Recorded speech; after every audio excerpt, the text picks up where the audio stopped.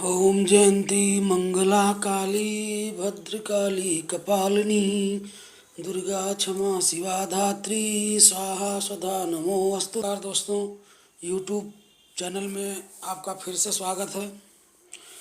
दोस्तों, 28 अक्टूबर को चंद्र ग्रहण है।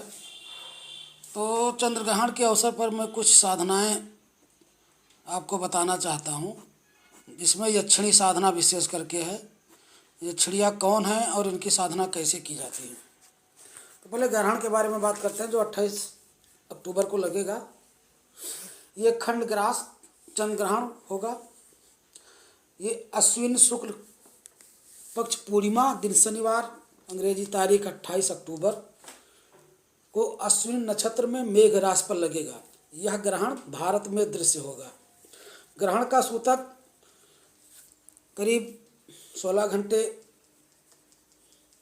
16:13 तक लग जाएगा। बूढ़े, बालक, रोगी इसमें हल्का फुल्का भोजन ले सकते हैं। ग्रहण के सूतक काल में भोजन, शयन, मूर्ति स्पर्श, हास्य विनोद, स्पर्श के समय स्नान, ग्रहण मध्य के समय देव पूजन, तर्पण, श्राद्ध, जप, हवन आदि करें। जब ग्रहण खत्म होने लगे उस समय यथाशक्ति दान करें। ग्रहण मोक्ष होने पर पुनः स्नान करें। ग्रहण स्नान के लिए भी कोई मंत्र नहीं बोला गया है। गर्भवती स्त्रियां विशेषकर ग्रहणों में ज़्यादा सावधान हैं, उनको ज़्यादा सावधानी की ज़रूरत है। ग्रहण काल में दीक्षा लेने से मुहूर्त की आवश्यकता नहीं होती। ग्रहण काल में कोई दीक्षा लेना चाहता है तो वो भी ले सकता है।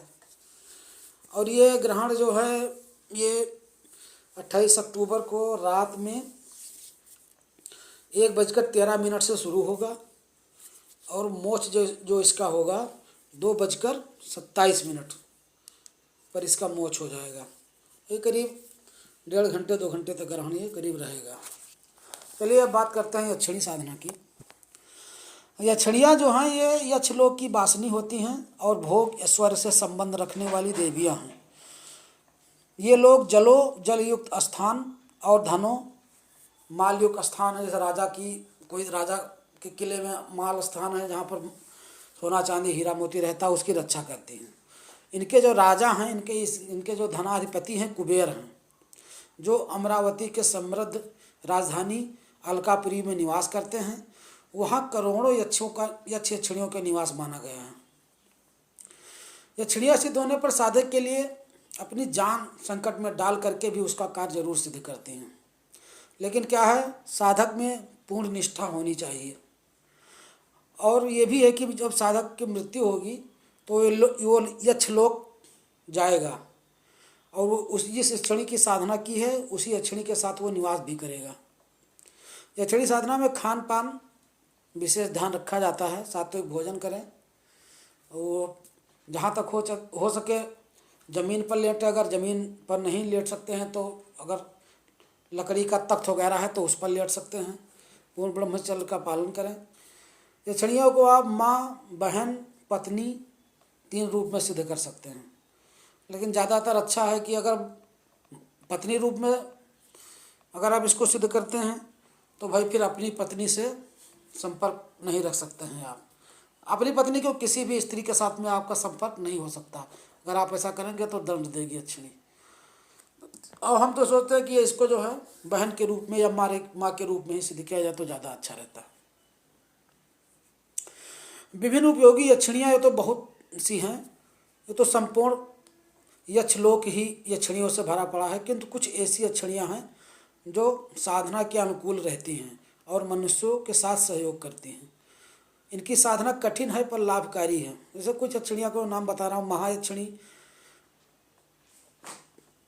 महालक्ष्मी यक्षिणी, बट यक्षिणी, पुत्रदा यक्षिणी, रति यक्षिणी, शोभना यक्षिणी, कालकर्णी यक्षिणी, विभ्रभा यक्षिणी, महेंद्री, शमशान वासिनी, बहुत सी यक्षिणियाँ हैं। जैसे हमारा सबका मृतलोक है, ऐसे इनका भी वो लोक है जहाँ असंख्य करोड़ यक्षिणियाँ विराजमान हैं। अब यक्षिणी साधना में क्या है, यक्षिणी साधना में से पूर्व गौरी गणेश पूजन, नवग्रह पूजन, गुरुदेव का पूजन और कम से कम 1 माला महामृत्युंजय का, लघु मृत्युंजय, महामृत्युंजय अगर महामृत्युंजय लघु मृत्युंजय नहीं आता तो नमः शिवाय का एक माला जप कर लीजिए।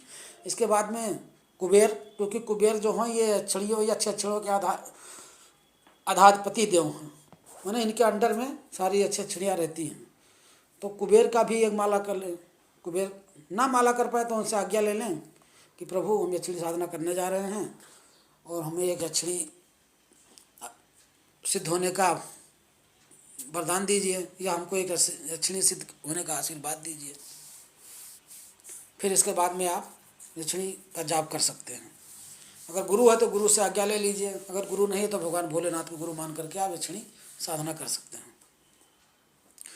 इसके अतिरिक्त माँ, बहन, पत्नी, पुत्री के रूप में भी इनकी पूजा की जाती है, किंतु पूजा से उन रिश्तेदारों को कभी कभी कष्ट होता है, हल्का कोई ज़्यादा होने लगे, कभी कभी कोई ज़रूरी नहीं कि सभी छिड़ा कष्ट ही पहुँचाएँ।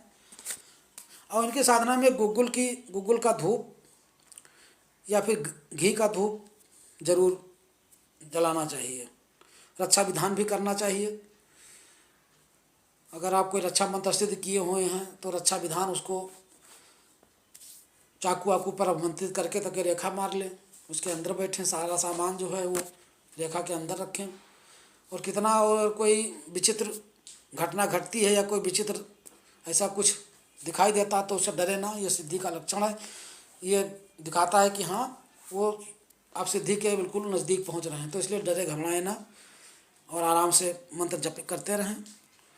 अब मैं महाअक्षरी की साधना आपको बता रहा हूँ। ग्रहण में अगर आप करेंगे तो ये अक्षरी आपको आपकी सारी मनोकामना पूर्ण करने की शक्ति रखती है। इसका जो मंत्र है, ओम ऐं ह्रीं श्रीं महायक्षिणी सबय ऐश्वर्यम कुरुते नमः। महायक्षिणी की साधना रात में आप अपने कमरे में बैठकर कर सकते हैं। उसे 10 माला करें। अगर 10,000 कर ले तो एक ही दिन में सिद्धि प्राप्त हो जाएगी। अगर 10,000 नहीं कर पाते तो 1,000 कम से कम करें। ये भय भी दिखाती है पर उन डरना नहीं चाहिए। गुग्गुल का धूप दें, भय न करें। अनुष्ठान पूर्ण होते ही यक्षिणी की कृपा जरूर होती है। धन मान कार्य सिद्धि मिलती है। यक्षिणी के साधना से बल, धन, मान, राज की प्राप्ति होती है, किंतु यक्षिणी का साधक जो है उसको माँ रूप में या बहन के रूप में ही इसकी सिद्धि करनी चाहिए।